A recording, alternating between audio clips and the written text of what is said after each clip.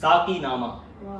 وہ دارو پلا ساقی مئے پرست کہ جو ایک ہی جام میں کر دے مست، بہانہ نہ کر بادہ خاروں سے تو حوالے کر اب ساغر مشک گو، پھرے مست بڑھ مارتے ہر طرف، چلے رند بنکارتے ہر طرف، تیرے فیض سے ہوں میں جادو کلام، حسن ساز مشہور ہو میرا نام،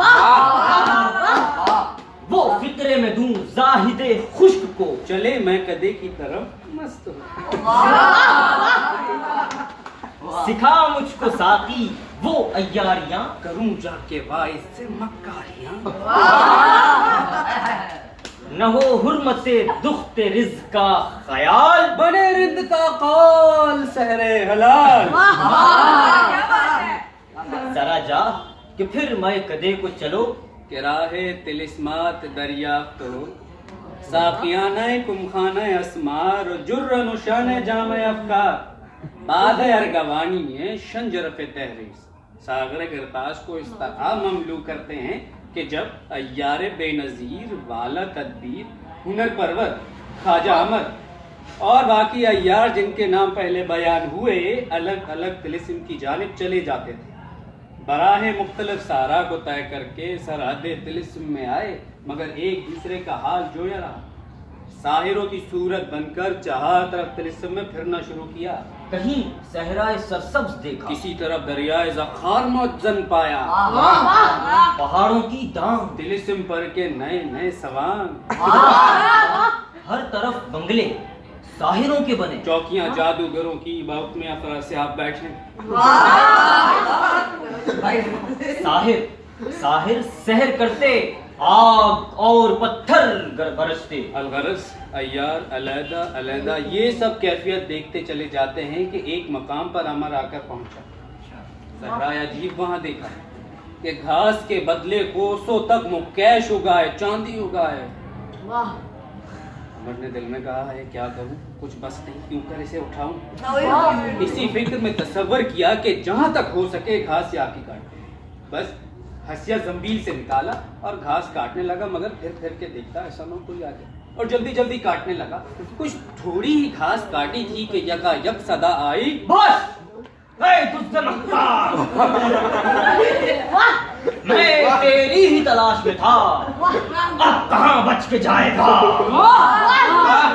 عمر نے یہ آواز سن کر گردن اٹھائی اور کہا افسوس کیا تقدیر بری ہے، ناچار اٹھ کر جو نگاہ کی تو سامنے سے ایک ساحر کو آتے دیکھا، بدن سارا اس کا چاندی کا ہے، بال سر کے مکیش کے ہیں، اسباب سحر کا لیے کالے سانپ سر سے لپیٹے للکارتا ہے، عمر اسے دیکھ کر بھاگا، اس نے سحر پڑھ کر دستک جو دی، پاؤں عمر کے زمین میں چمٹ گئے، آگے نہ جا سکا، وہ ساحر تلوار کھینچ کر قریب آیا اور کہا تو تیرا ہی نام عمر ہے،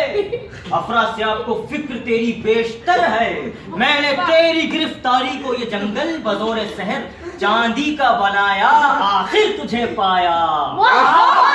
شہنشاہ کے پاس سر تیرا کاٹ کر لے جاؤں گا، خوب انعام پاؤں گا، عمر نے کہا میں عمر نہیں ہوں، میں گسیارا ہوں، مصیبت کا مارا ہوں، تو مجھ سے مکاری کرتا ہے، افراسیاب پہلے ہی خبر تیری دے چکا ہے، یہ باتیں ہوتی تھیں کہ اور ایار جو الگ ہیں ان میں مہتر کران نے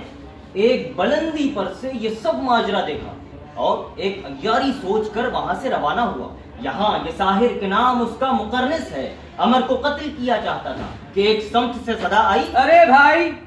ذرا ٹھہر نا، مقرنس نے جو دیکھا کہ ایک ساحر جس کے گلے میں سانپ لپٹے ہیں، ترشول لیے ہیں، مندرے کان میں پہنے ہیں، وہ کاٹتا چلا آتا ہے، مقرنس اسے دیکھ کر ٹھہر گیا، وہ ساحر قریب آیا اور کہا اس چور سے جب تک میرا مال قبول نہ کرا لیجیے قتل نہ فرمائیے، یہ میرے گھر سے سارا اسباب چورا لایا، خبردار اسباب تو درکنار، یہ دیکھیے یہ موتی اکیلا رہ گیا، اس کی جوڑی کا یہ چورا لایا، یہ کہہ کر ایک موتی اپنی جیب سے نکالا برابر بیضہ مرغ کے اور اسے دکھایا، جسے دیکھتے ہی فریفتہ ہوا مقرنس اور کہا ارے بھائی یہ تو تم نے بڑی نایاب چیز پائی ہے، ذرا مجھے دو تو میں اچھی طرح دیکھوں، اسے تم کہاں سے لائے؟ میں تو ہے منواری پر رہتا ہوں اور وہاں یہ قدرت سے سامری کی زمین میں پیدا ہوتے ہیں، یہ انہی میں سے میں نے 2 چھانٹ کے رکھے تھے، ایک یہ چرا لایا، دوسرا میرے پاس، لو دیکھو۔ یہ کہہ کر موتی مقرنس کو دیا۔ اس نے لے کر سب طرح سے دیکھا اور بڑی تعریف کی۔ اس ساحر نے کہا حضور، اس کو ذرا منہ کی بھاپ دے لو، پھر اس کی چمک اور آب و تاب دیکھنا۔ مقرنس نے موتی کو دہن کے قریب لا کر منہ کی ہوا دینا شروع کی۔ وہ موتی شک ہو گیا اور جس طرح سے پھل جھڑی چھوٹتی ہے اس طرح سے اس میں سے دھواں نکلا جو مقرنس کے دماغ میں منہ اور ناک کی راہ سے جا کر پیچیدہ ہوا۔ وہ وہیں زمین پر چکر کھا کر گرا اور بے ہوش ہو گیا۔ ایران نے ایک بغدہ مارا کہ مقرنس جادو کا سر قلم ہو گیا۔ بیابان ہول خیز دکھائی دیا، وہ جنگل چاندی کا سب مٹ گیا اور آوازیں داروگیر آنے لگی۔ عمر نے رہائی پائی، ایران کو گلے سے لگایا اور عیاری کی تعریف کی۔ ایران نے کہا یہ سب حضور ہی کی تربیت کا اثر ہے، فرمائیے کیا ارادہ ہے؟ چلنے کا قصد کدھر ہے؟ عمر نے کہا بس بیٹا اپنی اپنی راہ لینا صلاح ہے، تم اپنی راہ لو اور میں اپنی۔ خدا حافظ۔ اس سے آگے کی داستان ہم کریں گے کسی اور نشست میں۔ ابھی کے لیے ہم آپ سے الوداع چاہیں گے۔